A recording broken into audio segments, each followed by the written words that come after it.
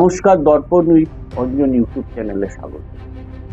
আরজি কর নিয়ে সিবিআই তদন্ত শুরু করেছে। তদন্তের গতি কোন পর্যায়ে ইতিমধ্যে কিন্তু প্রশ্ন উঠতে শুরু করেছে। বেশ কিছুদিন কেটে গেছে, একজন ছাড়া এখনো পর্যন্ত কেউ গ্রেপ্তার হয়নি।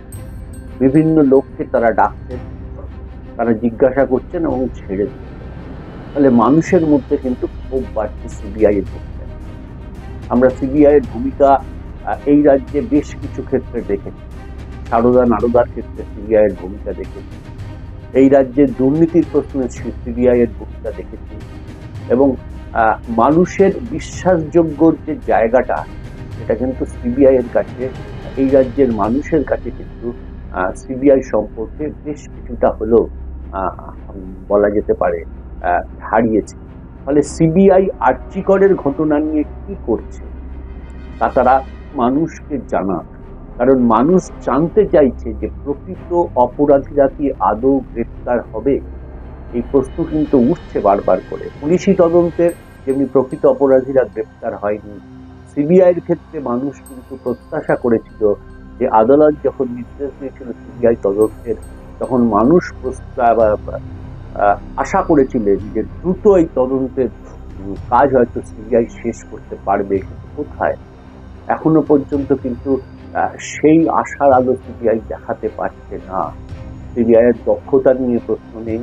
সিবিআই অত্যন্ত কঠিন কঠিন তদন্ত মামলার সমাপ্তি ঘটিয়েছে, কিন্তু আরজি করের ক্ষেত্রে সিবিআই এর ভূমিকা নিয়ে কিন্তু প্রশ্ন উঠছে। এই রাজ্যে সিবিআই ভূমিকা ঠিক সব জায়গায় সমানভাবে প্রয়োগ হয় না। অনেক সময় শাসক দল সিবিআই এর হাতের পুতুল করে দেয়, এই ধরনের অভিযোগও কিন্তু অনেক ক্ষেত্রে উঠেছে। আরজি করের ক্ষেত্রে সিবিআই এর ভূমিকা সঠিক না, কিভাবে সিবিআই কাজ করছে তা কিন্তু মানুষ জানতে চাই। সোশ্যাল মিডিয়া ইতিমধ্যে পড়ে গেছে যে সিবিআই কোথায়, সিবিআই কোথায়, কি করছে, সিবিআইকে দেখা যাচ্ছে না কেন। তদন্ত লোপাট হলেও তো সিবিআই অনেক রহস্যের সমাধান করেছে, তাহলে সিবিআইকে পাওয়া যাচ্ছে না কেন? কোনো কিছুর দ্বারা কি সিবিআই ইনফ্লুয়েন্স হয়ে যাচ্ছে? সিবিআই কি ধীরে চলনীতিতে চলছে? এই যদি ঘটনা ঘটে, তাহলে বোধ হয় সিজিও কমপ্লেক্স সিবিআই যে সদর দপ্তর তার ঘেরাওয়ের সময়, রাজ্যের মানুষ যেভাবে মধ্যরাতে রাস্তায় নেমেছে, যেভাবে খেলার মাঠে ঐক্যবদ্ধ চেহারা নিয়ে 30 নম্বর মহাবাজার, সিবিআই যারা তদন্ত করছেন তারা কিন্তু ভেবে রাখবেন জনরোষ সিবিআই দপ্তরেও কিন্তু আসতে পড়বে। এই মুহূর্তে বাংলার মানুষের যা পালস, কেউ আটকাতে পারবে না। এবং এই তদন্তের কোনো সূত্র এখনো পর্যন্ত যদি প্রকাশ্যে না আসে এবং সিবিআই এর অ্যাক্টিভনেস সম্পর্কে যদি মানুষের মধ্যে ধারণা না থাকে, কিন্তু সিবিআই দপ্তর ঘেরাও করা উচিত বলে এখন কিন্তু বলছে মানুষ। অর্থাৎ সিবিআই কোনোভাবে যাতে কাউর কাছে বিক্রি না হয়ে যেতে পারে, কাউর দ্বারা প্রভাবিত না হতে পারে, তার জন্য সিবিআই এর ওপরও বোধহয় চাপ রাখা উচিত। এবং ইতিমধ্যে কিন্তু বলতে শুরু হয়ে গেছে যে সিবিআই এর দপ্তর এবার ঘেরাও হবে, সিবিআই এর দপ্তর এবার ঘেরাও হবে। সিবিআই এর যারা তদন্ত করতে এসছেন তারা কিন্তু সতর্ক, কারণ মানুষ এর সমাধান চাইছে অত্যন্ত দ্রুতভাবে। এই পৈশাচিক হত্যালীলার সমাধান চাইছে অত্যন্ত দ্রুতভাবে। এই হত্যালীলা যদি চেপে দেওয়ার চেষ্টা হয়, এই হত্যালীলা যদি ভুল পথে পরিচালিত হয় তদন্তের প্রক্রিয়া, তাহলে কিন্তু সিবিআই রেহাই পাবে না, এটা জেনে রেখে দিন। কারণ পশ্চিমবঙ্গের মানুষ কিন্তু এখন এই ঘটনা নিয়ে যেভাবে পথে নেমেছেন, কোনো আইন, কোনো জনরোষ, প্রশাসনের কোনো আবেদন, প্রশাসনের কোনো নির্দেশ তারা মানছেন না। ফলে স্বাভাবিকভাবে সিবিআই এর দপ্তর অব্দি কিন্তু এই প্রতিবাদের রেশ চলে যাবে। সিবিআই এর দপ্তরও কিন্তু ঘেরাও হবে এই জনরোষের দ্বারা। ফলে সিবিআই এর যারা তদন্ত করছেন তারা বিষয়টা নিয়ে ভাবুন, দ্রুততার সঙ্গে শেষ করুন।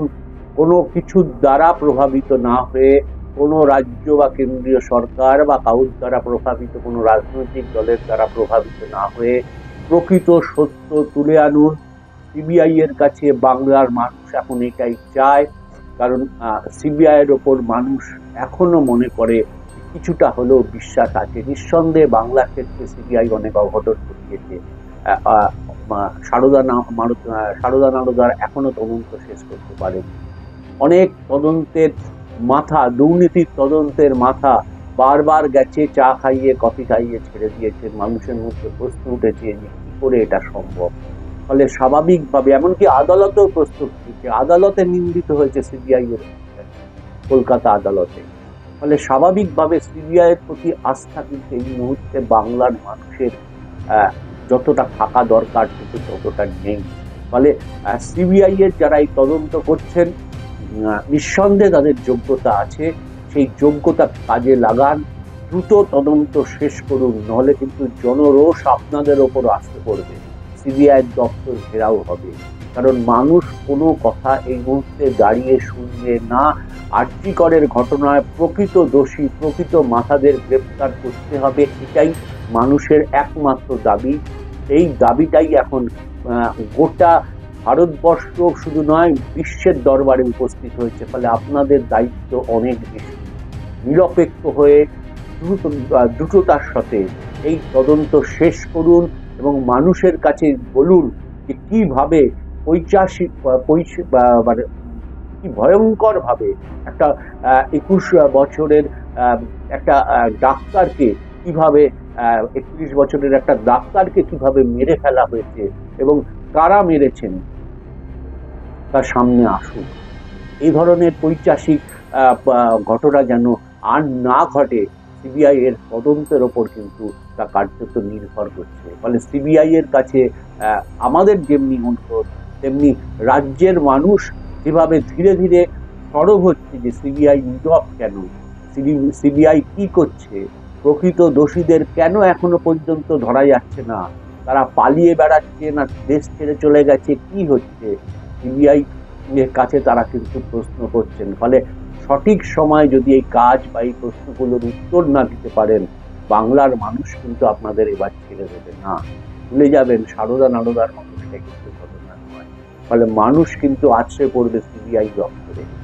ফলে সিবিআই এর দায়িত্ব এবং কর্তব্য যে দ্রুততার সাথে এই তদন্ত শেষ করে মানুষের সামনে প্রকৃত দোষীদের নিয়ে আসা।